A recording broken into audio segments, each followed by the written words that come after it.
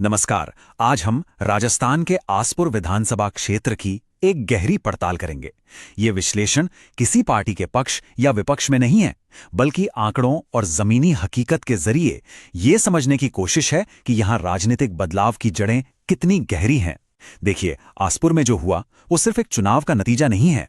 ये दशकों से पनप रही समस्याओं, लोगों की उम्मीदों और भरोसे के टूटने की कहानी है। इस पूरी कहानी को समझने के लिए हम इसे 6 हिस्सों में देखेंगे। सबसे पहले हम जमीन की आवाज सुनेंगे, फिर आंकड़ों में छिपी कहानी को समझेंगे। इसके बाद इस राजनीतिक बदलाव का विश्लेषण करेंगे, एक मजबूत रणनीति के 4 स्तंभों को जानेंगे, विश्वास दोबारा बनाने का एक खाका देखेंगे और आखिर में जनशासन के असली रास्ते पर बात करेंगे। तो चलिए शुरू करते हैं। किसी भी राजनीतिक विश्लेषण की शुरुआत हमेशा जमीन से होनी चाहिए, लोगों से, उनकी रोज की जिंदगी से, क्योंकि आंकड़े तो बाद में आते हैं, पहले आती है भावना। आसपुर की कहानी को अगर समझना है तो हमें पहले वहां की मिट्टी की आवाज को, वहां के लोगों के संघर्ष को महसूस करना होगा। तो ये है आसपुर, दक्षिणी राजस्थान के डूंगरपुर जिले में। ये निर्वाचन क्षेत्र 100% ग्रामीण है और ये एक आरक्षित अनुसूचित जनजाति यानी एसटी सीट है। ये इसकी पहचान है और यहीं से इसकी राजनीति भी तय होती है। यहाँ की राजनीति का सीधा रिश्ता यहाँ के जंगल, जमीन और पानी से है। तो असल में यहाँ के लोगों की शिकायतें हैं क्या? सबसे बड़ी चिंता है जमीन और जंगल पर अधिकार की। सालों से अटके हुए दावे और अपनी ही जमीन से बेदखल होने का डर। दूसरा मुद्दा है रुका हुआ विकास, वो अधूरी सड़कें, स्कूल और दूसरी परियोजनाएं जो कभी बेहतर कल का वादा थी। तीसरा, रोजी रोटी का संकट, खेती की मजदूरी का वक्त पर ना मिलना और स्थानीय स्तर पर काम की भारी कमी। और शायद सबसे गहरा जख्म है ब्यूरोक्रेटिक निग्लेक्ट, यानी ये एहसास कि नेता चुनाव के बाद गायब हो जाते हैं और अधिकारी उनकी सुनते नहीं। ये सिर्फ चुनावी मुद्दे नहीं, ये लोगों के आत्मसम्मान से जुड़े संघर्ष हैं। एक स्थानीय रिपोर्ट का ये वाक्य यहाँ की पूरी भावना को एक लाइन में कह देता है। हमारी जमीन छीन ली गई, ना तो कांग्रेस ने और ना ही भाजपा ने कोई कड़ा रुख अपनाया। Our land was taken away, neither Congress nor BJP took a strong stand. ये सिर्फ एक बयान नहीं है, ये एक गहरे दर्द और टूटे हुए विश्वास का प्रतीक है। जब लोगों को ये लगने लगता है कि बड़ी पार्टियां उनके सबसे बुनियादी हक की लड़ाई नहीं लड़ रही, तो वो नए रास्ते तलाशने को मजबूर हो जाते हैं। अच्छा, अब जब हमने जमीनी हकीकत और भावनाओं को समझ लिया है, तो चलिए आंकड़ों की दुनिया में चलते हैं, क्योंकि भावनाएं कहानी बताती हैं, लेकिन आंकड़े उस कहानी की पुष्टि करते हैं और हमें दिखाते हैं कि इस क्षेत्र में जो राजनीतिक भूकंप आया, उसका पैमाना कितना बड़ा था। सबसे पहला और सबसे जरूरी आंकड़ा 63.46%। आसपुर में अनुसूचित जनजाति की आबादी का यह प्रतिशत है। ये एक बहुत बड़ा बहुमत है और ये साफ करता है कि इस क्षेत्र की राजनीति पूरी तरह से आदिवासी मुद्दों और उनकी आकांक्षाओं के ही इर्द गिर्द घूमती है।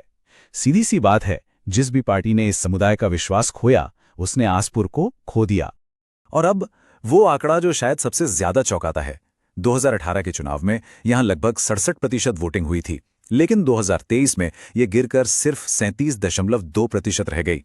ये कोई मामूली गिरावट नहीं है, ये चुनावी प्रक्रिया से एक बहुत बड़े मोहभंग का संकेत है। आखिर ऐसा क्या हुआ कि करीब करीब आधे वोटर्स ने वोट देना ही जरूरी नहीं समझा? ये उदासीनता, हताशा और शायद एक तरह का खामोश विरोध है। यहीं पर हमें रुककर सोचना होगा। हमारे संविधान का आधार हर नागरिक की गरिमा और सूचित सार्वजनिक संवाद है। जब लोग व्यवस्था से इस कदर दूर हो जाते हैं, तो यह हम सबके लिए एक चेतावनी है कि संवाद और भरोसे का धागा कहीं टूट रहा है।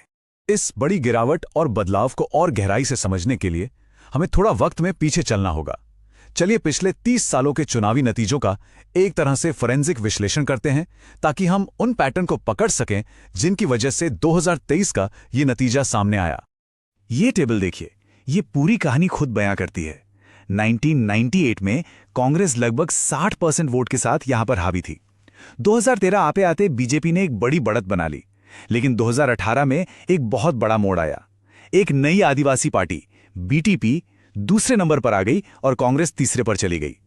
और फिर 2023 में एक और नई पार्टी भारतीय आदिवासी पार्टी यानी बीएपी ने 46.7% वोट के साथ एक तरफा जीत हासिल की।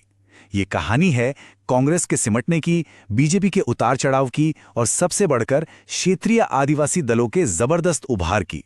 2023 के नतीजों का ये चार्ट इस बदलाव को और भी साफ दिखाता है। भारतीय आदिवासी पार्टी यानी बैप ने अकेले लगभग आधा वोट अपनी तरफ खींच लिया।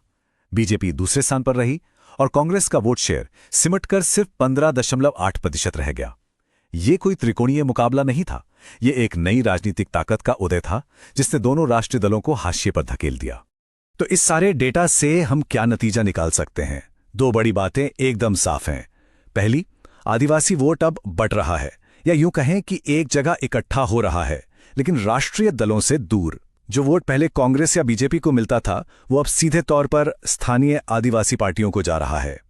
और दूसरी, मतदान में भारी उतार चढ़ाव। इसका सीधा मतलब है कि पारंपरिक वोट बैंक अब बिखर चुके हैं और कोई भी पार्टी वोटर्स को ग्रांटेड नहीं ले सकती। अब तक हमने समस्या का विश्लेषण किया, अब समाधान की ओर बढ़ते हैं। ऐसी मुश्किल राजनीतिक परिस्थिति से निपटने के लिए एक बहुत ही व्यापक रणनीति की जरूरत होती है। हम इसे चतुर्मुख सिद्धांत कह सकते हैं, एक ऐसी रणनीति जिसके 4 चेहरे या 4 आयाम हों।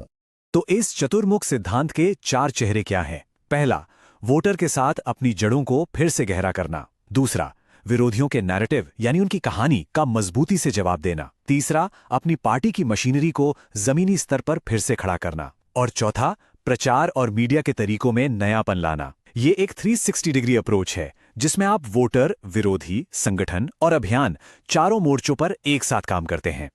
चलिए इस रणनीति के पहले और सबसे अहम चेहरे पर थोड़ी और बात करते हैं, जड़ों को गहरा करना। देखिए, कोई भी राजनीतिक वापसी लोगों की असल समस्याओं को ईमानदारी से हल करने से ही शुरू होती है। इसका मतलब है जमीन के पट्टे, मनरेगा में काम और पानी जैसी बुनियादी जरूरतों पर ध्यान देना। इसका मतलब है उन परिवारों के दर्द को समझना जिन्हें काम के लिए पलायन करना पड़ता है। इसका मतलब है लोगों से उनकी अपनी भाषा में, उनकी परंपराओं के जरिए जुड़ना। और इन सबका सार एक ही है, जमीनी स्तर पर एक एक करके विश्वास को दोबारा बनाना। अब हम कुछ ठोस एक्शन लेने वाले कदमों की तरफ बढ़ते हैं जो किसी भी वापसी की रणनीति का आधार बन सकते हैं। ये सिर्फ बातें नहीं हैं, बल्कि विश्वास को दोबारा बनाने का एक प्रैक्टिकल रोड मैप है। एक ऐसा रोड मैप जो सिर्फ नतीजों पर और सही नैरेटिव बनाने पर केंद्रित हो। तो इस विन बैक स्ट्रैटेजी में क्या क्या शामिल हो सकता है? पहला, खोखले वादों की जगह ठोस डिलीवरी का वादा, जैसे कि जमीन के दावों पर फास्ट ट्रैक कार्रवाई। दूसरा, बाहर से नेता थोपने की जगह सम्मानित स्थानीय आदिवासी नेतृत्व को आगे लाना। तीसरा, नैरेटिव को आदिवासी प्रथम यानी ट्राइबल फर्स्ट पर केंद्रित करना। चौथा, स्थानीय पार्टी कार्यकर्ताओं को फिर से सक्रिय और सशक्त करना। और पांचवा, विरोधियों द्वारा फैलाई जा रही गलत सूचनाओं पर नजर रखना और उनका तेजी से खंडन करना। और इस पूरी रणनीति के दिल में एक बहुत ही सरल सिद्धांत है। लक्ष्य सिर्फ शोर मचाना नहीं, बल्कि विश्वास अर्जित करना है। सफलता बड़े बड़े दावों और खोखले नारों से नहीं, बल्कि जवाबदेही और ठोस योजनाओं पर जोर देने से मिलती है। आज के दौर में भारत के डीपीडीपी फ्रेमवर्क के तहत नागरिकों की प्राइवेसी और सहमति का सम्मान करना भी इसी विश्वास का एक अहम हिस्सा है। जब आप लोगों का डेटा इस्तेमाल करते हैं तो पारदर्शिता और उनकी सहमति जरूरी है। आसपुर के वोटर शोर और हकीकत के बीच का फर्क अब अच्छी तरह समझते हैं। आखिर में हमें इस पूरी बातचीत को सिर्फ चुनाव जीतने से आगे ले जाना होगा। असली लक्ष्य सिर्फ सत्ता पाना नहीं, बल्कि एक असरदार जन केंद्रित शासन देना है। चुनाव तो एक पड़ाव है, मंजिल नहीं। असली काम तो चुनाव के बाद शुरू होता है। और ये हमें एक आखिरी और बहुत गहरे सवाल पर लाकर छोड़ देता है। टूटे हुए वाड़ों के इस माहौल में सच्चा नेतृत्व आखिर कैसे कमाया जाता है? इसका जवाब किसी नारे में नहीं है, इसका जवाब किसी भाषण में नहीं है। इसका जवाब जमीन पर लगातार किए गए काम में है, सेवा में है। और यही वो असली चुनौती है जिसका सामना आज आसपुर और देश के न जाने कितने ही निर्वाचन क्षेत्र कर रहे हैं। और यही इस पूरे विश्लेषण का अंतिम निष्कर्ष है। असरदार शासन ही सबसे टिकाऊ राजनीतिक रणनीति है। लंबे समय तक सत्ता में बने रहने का राज लगातार और भरोसेमंद शासन में है, जो लोगों की सेवा करता है, उनकी गरिमा का सम्मान करता है और उनके भविष्य को बेहतर बनाता है। अगर आप एक जन केंद्रित नेता बनना चाहते हैं और अपने निर्वाचन क्षेत्र का उत्थान करना चाहते हैं तो blueprintstrategies.ai से संपर्क करें।